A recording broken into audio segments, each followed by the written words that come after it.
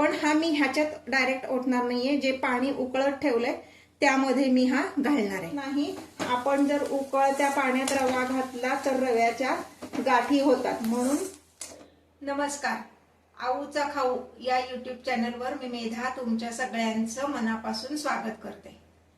उपीट सगळेच जण करतात, पण बऱ्याचदा काय होतं की कार्यालयात मिळतं तसं मऊ लुसलुशीत उपीट होत नाही. त्यामध्ये गुठळ्या होतात किंवा बऱ्याचदा त्या गुठळ्या झाल्या की उपीट कच्चं राहतं.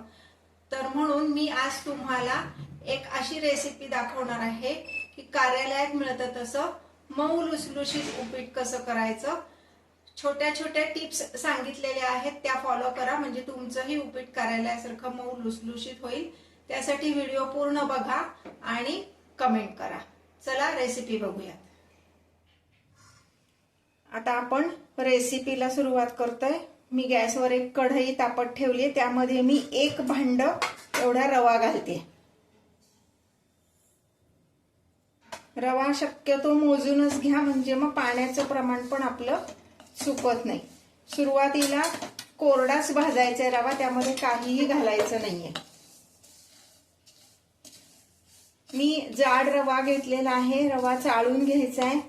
जरी ब्रँडेड आणलं तरी काही काही वेळेस त्यामध्ये काही आळ्या बिळ्या असल्या तर आपल्याला वापरता येत नाही. रवा चाळून घ्यायचा व्यवस्थित आणि मीडियम फ्लेमवर सतत हलवत आपण 5 मिनिट हा रवा भाजणार आहोत.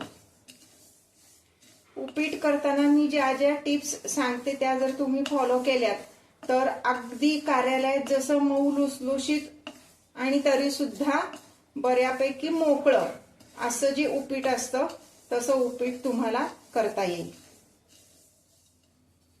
हे का रवा साधारण गुलाबीसर होईपर्यंत मी भाजून घेतलाय आणि तो आता मी एका ताटलीत काढून घेतलाय. आता पुढची प्रोसिजर बघूयात. आता पुन्हा मी गॅसवर कढई ठेवलेली आहे. त्यामध्ये 2 टेबलस्पून एवढं तेल घातलेलं आहे. आता हे उपीट आपल्याला कार्यालयासारखं मऊ लुसलुशीत आणि चविष्ट करायचंय. त्यासाठी काही टिप्स आहेत आणि सिक्रेट इन्ग्रेडियंट्स आहेत, त्यामुळे व्हिडिओ पूर्ण बघा म्हणजे तुमचाही पदार्थ तसाच छान होईल. सुरुवातीला मी ह्यामध्ये थोडेसे दाणे घालणार आहे, जे आपल्याला तळून घ्यायचे, जरा छान कुरकुरीत करून घ्यायचे. दाणे असे तडतड वाजायला लागले की मग त्यामध्ये घालणार आहोत आपण 4 मिरच्या. मिरच्यांचा रंग बदलला की त्यामध्ये आपण घालणार आहोत थोडासा कढीलिंब किंवा कढीपत्ता.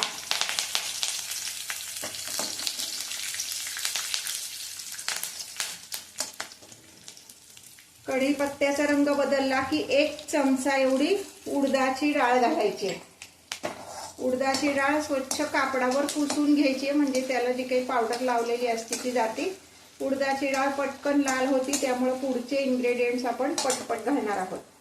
आता ह्यामध्ये आपण घालणार आहोत 1 चमचा एवढे जिरे, 1 चमचा हिंग. हे छान परतून घ्यायचंय आणि 1 कांदा अगदी बारीक चिरलेला घालायचा आहे.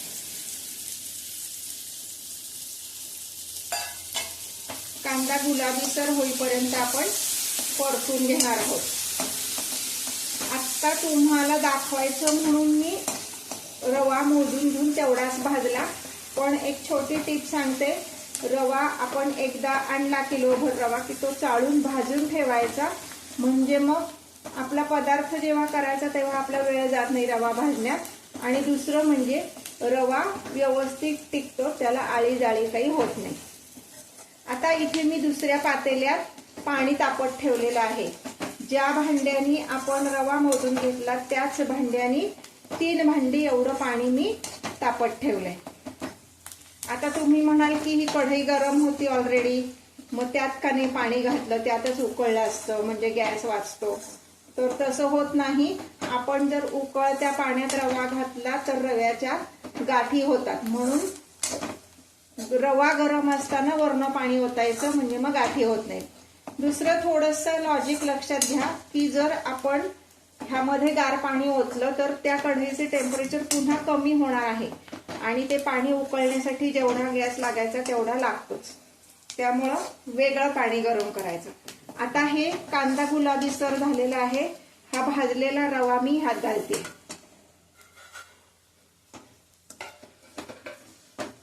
पुन्हा थोडंसं मिक्स करायचे, फार नाही, कारण रवा आपला व्यवस्थित भाजलेला होता. आता ह्यामध्ये मी घालते 1 चमचा मीठ, 1 चमचा साखर आणि ह्यामध्ये किंचित कोथिंबीर घालायची. ह्याच्या बरोबर कोथिंबीर परतली गेली ना की त्याचा छान स्वाद लागतो उपीटाला. ऑप्शनल आहे, तुम्हाला आवडत नसेल तर नाही घातलीच तरी चालेल. आता मी गॅस बंद करते आणि मगाशी मी जो तुम्हाला सिक्रेट इन्ग्रेडियंट सांगितला तो दाखवते. हे आलं आणि लिंबाचा रस आहे. अर्धा लिंबू आणि थोडंसं आलं ह्याचा रस काढला, पण हा मी ह्याच्यात डायरेक्ट ओतणार नाहीये. जे पाणी उकळत ठेवलंय त्यामध्ये मी हा घालणार आहे. हे इथे हे पाणी उकळलंय त्यामध्ये मी हा रस घालते, म्हणजे सगळीकडे व्यवस्थित लागतो. मगाशी मी सांगितलं तसं मी मुद्दाम गॅस बंद केलाय. आता मी ह्यात हे उकळतं पाणी घालते. गॅस बंद करून मग पाणी ओतायचं, म्हणजे आपल्या अंगावर उडत नाही. नाहीतर खाली गॅस चालू असेल आणि वरनं उकळतं पाणी आपण ओतलं तर हे आपल्या अंगावर उडू शकतं. आता मी ह्याच्यावर झाकण ठेवते आणि गॅस पुन्हा चालू करते. 1 मिनिट आपण हे झाकण ठेवलं होतं. 1 मिनिटांनी हे झाकण काढून बघायचंय. हे अजून ह्यामध्ये पाणी आहे, पण आता ह्यात आपण घालणार आहोत थोडंसं तूप. म्हणजे माझा हा छोटा चमचा आहे. पोहे खायचा जर चमचा असेल तर 2 चमचे एवढं तूप घालायचंय आणि पुन्हा हे सगळं व्यवस्थित मिक्स करायचंय.